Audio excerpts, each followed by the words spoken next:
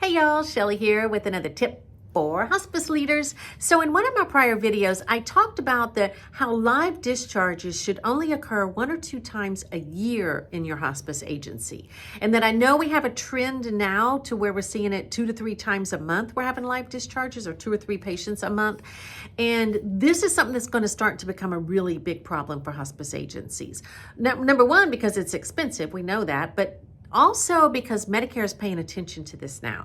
And so if you have several live discharges, you're going to end up on Medicare's radar and you're going to start getting more audits and even more. And we're already all getting enough, right? So we don't want more audits. So what can we do to decrease the number of live discharges? The first thing you can do is make sure that you have manageable caseloads. This is so important. The nurses, the social workers, the chaplains, the CNAs need time in the home and time with the patient where they're not rushed so that they can really pick up on the subtle signs, the subtle nuances and the undertows of what's going on in the home and really feel that when something is changing or shifting. When we know that, we're able to intervene before the live discharge occurs. If we're too busy and we're having to run from place to place, it can be a little bit more difficult to pick up on these nuances.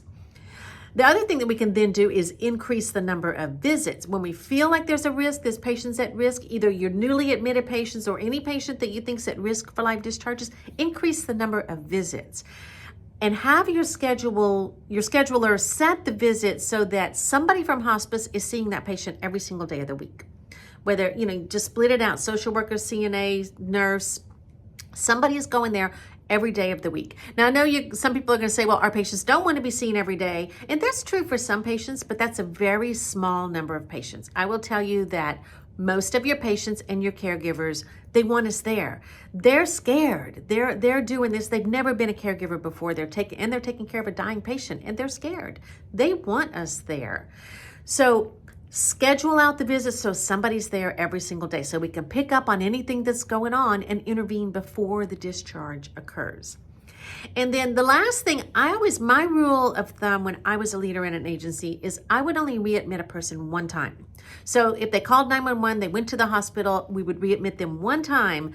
But if they did it again, I wouldn't readmit them because that can become a pattern of these people doing it 2 and 3 times a month, sometimes even the same person. And those people are not emotionally ready for hospice. They're not emotionally appropriate for hospice. So I won't do that second readmit. One time, yes, because everybody can do that one time and get scared.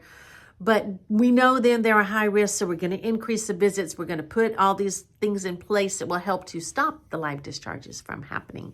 And if they call again, don't readmit them. So I hope this tip was helpful. If there's anything you'd like me to talk about, please let me know because I would love to share it here. And y'all, if we work together, we can change our world.